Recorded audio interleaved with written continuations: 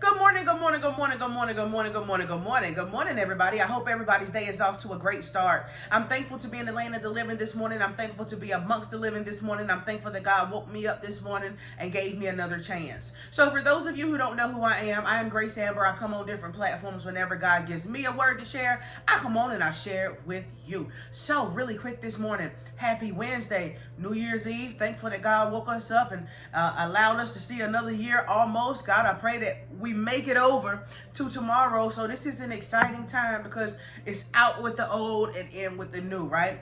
So today I want to talk to you really quick this morning from the topic of let it run its course. Let it run its course. What am I talking about today? Let's jump in. So if you're in the United States of America, I'm sure you have been seeing all over the internet, all over the news. I don't know about other parts of the world, but definitely here in the United States, there is an outbreak of illness, right? It's cold and flu season, and we're used to that because this happens every year.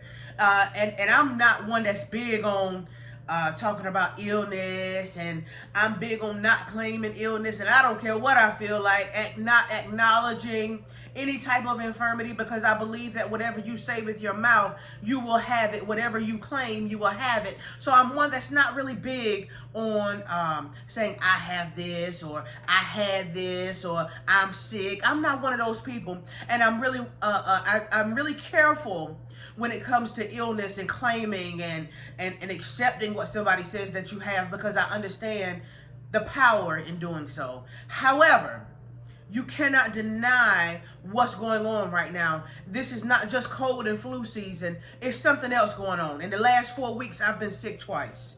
And so, and if you're not sharp and taking your vitamins and praying and trusting God and doing the things that you can do to protect yourself, I don't want anybody to get sick. And so what's happening right now is we have a cold and flu season that's on steroids. Let's make it simple.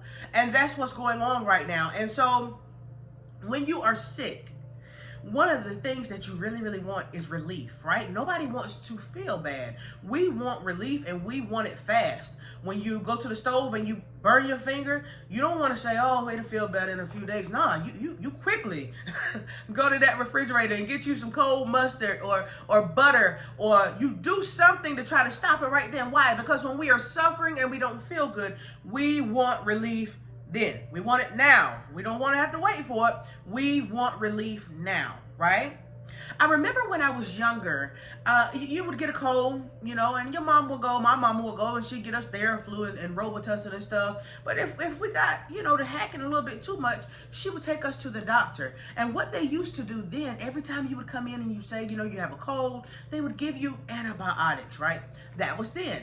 But now they no longer do that. And the reason why they no longer do that is because most of the common cold and the things that we come up with nowadays in this season, most of it is viral. And because it is viral, antibiotics really does not work against that. As a matter of fact, if they give you antibiotics and you have a virus, if they give you antibiotics, it can actually harm you. Why? Because it can help to build up a resistance in your body to antibiotics. Then come later on, when you have an infection, a bacterial infection, now your body is resistant to the antibiotics because you took it when you really didn't need it, and now your body has grown resistant to antibiotics. So when you are sick and you have cold-like symptoms, and it's this time of the year, and you don't feel well, we want quick relief, right? But when we are sick and not feeling well and we go to the doctor, depending on your circumstances, that will determine whether he gives you something to give you quick relief, or if you have something that is viral, the doctor will tell you to let it run its course. So you're not feeling well, you go to the doctor and you say, Doc, I'm coughing, I got congestion, I'm coughing so much, my chest is hurting, I can hear it, I got a wet cough, my nose is running, my eyes are running, I'm sneezing, my throat is sore. And then he says, okay, well, let's take a look at it. He might run some tests, but he might just look at you and say, you know what? In your area, this is just running rampant. You got the flu. Go home, If you want to go get some Mucinex or something, go ahead on. But go home and let it run its course. And so, depending on your circumstances, that will determine what the doctor does for you and if he gives you quick relief in the form of antibiotics and medication, or if he tells you to let it run its course. If you go to the doctor and you have pneumonia or strep, okay, he can give you something for that. Those are things that you can get medication for that will give you quick relief. So when you go to the doctor and you're not feeling well, it depends on what you have, and that will determine if he can give you quick relief or if he's going to send you home and say, go drink some water, soup, stay hydrated, vaporizer, Vicks Vapor Rub, go get you some Mucinex or Robitussin, whatever you like, and let it run its course. Or if he says, I can give you something for this, and here's a script, go take it to the pharmacy, or I'll send it to the pharmacy and go pick it up, and then you should start feeling better in a few days. That's what we want to hear, because we want quick relief, right? But here's the deal.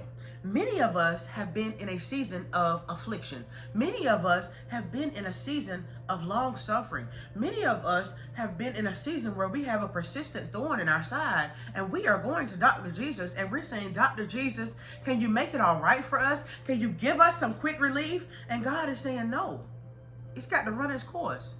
Now, there are times that God will give you quick relief, and there's other times where you're going to have to suffer long. And this is to be expected. The Bible tells you that many are the afflictions of the righteous. And I know people get tired of hearing that scripture, but it's something that we need to keep in mind as believers, as children of God, because we turn around and we look and we say, well, dang, I didn't do nothing to them. What did I didn't do nothing that nobody else didn't do. Why I got a target on my back? Why my car keep messing up? Why my bills keep rising? Why my kids keep acting up? Look at little Johnny over there. He's well behaved. Yes, ma'am. No, ma'am. And I come home and this little boy here is not behaving. What is going on here? You are a believer, and as a child of God, many are the afflictions of the righteous, and we want quick relief. Anytime we don't feel good, we always want quickly, God, get us out of that. But there are times, depending on your circumstances, that God will give you quick relief. And there's other times that God will say, let it run its course. And many times we don't want to hear let it run its course, because we don't know how long the course is going to take. We don't know how long it's going to be before we get relief. We don't know how long it's going to be for the suffering is over. We don't know how long. And so most times, almost always, we don't want to hear let it run its course when we go to the doctor and we're sick. Nor do we want to hear let it run its course when we're coming to God with our affliction and we want quick relief. And instead of him making it better just like that, because he can, right? He decides, no, this situation, this affliction, it has to run its course. If you remember the story about when Jesus was on the boat with the disciples and there was a storm and Jesus was over there sleeping, but the disciples got scared.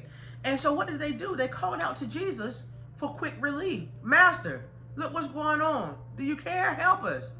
And Jesus gave them quick relief. He rebuked the waves, rebuked the storms, rebuked them for being so scared, right?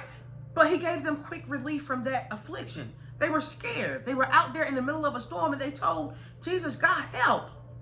And he came quickly and helped them just like that. But then there's other times when we look at the story of Job, Job didn't get quick relief. Job suffered long. Do you think that when the first affliction came upon Job, do you think that he didn't want relief? The second, the third, the boils, the death, the loss of his riches and his stock and all the things that he had. Do you think that he didn't want quick relief? No, he wanted quick relief just like everybody else. So just like when we go to the doctor and sometimes the doctor will say, here, I can give you something for that to make it stop. Here's some medicine. I mean, it should go away in a few days. You'll feel better. And then other times the doctor will say, no, I'm sorry. I can't give you anything for that. It's got to run its course. If he gave you something for it to stop it, it would not be good for you. So it is with us and the things that we deal with every day, affliction, infirmity, when we go to God and we say, God, can you stop this? Can you get me out of this, God? Because I'm trying to stay righteous, but they pushing, me. And God said, no, not that one. If I get you out of here too quick and give you quick relief, it will be bad for you. There's something good in this for you. No, it's got to run its course. And I don't know what your affliction is. It may be financial. It may be your car. It may be your bills. It could be on your job. It could be co-workers. It could be a supervisor. It could be in your church. It could be in your neighborhood. It could be in your home, your family, your marriage, your relationships with your blood relatives. I don't know what your infirmity is and what your affliction is, but I need you to understand today that there are times that God will give you quick relief. And if God gives you quick relief, best believe it's good for you. But there are other times that God will say, no, just like a virus, it's got to run its course. I'm not going to get you out of there. Now I'm going to stay with you. I'm going to give you grace. I'm going to keep you strong where you are weak. My grace is sufficient, right? There are times that God will do that and say, no, but I can't get you out of there now. I want you to stay in here, and I know it don't feel good, and I know that you're suffering, and I hear you. I hear you crying out for help. I hear you asking me to get you out of there, but it's not time yet. Because if I get you out too soon, you won't get what's good in that affliction for you. See, anything that we go through, there is good in it for us.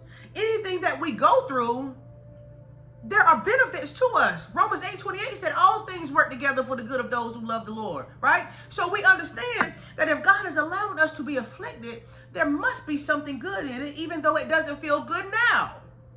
Now, Job's affliction didn't feel good. But after he suffered long and suffered well, and it ran its course, guess what happened? Then he began to realize the good. He came out stronger. He came out better.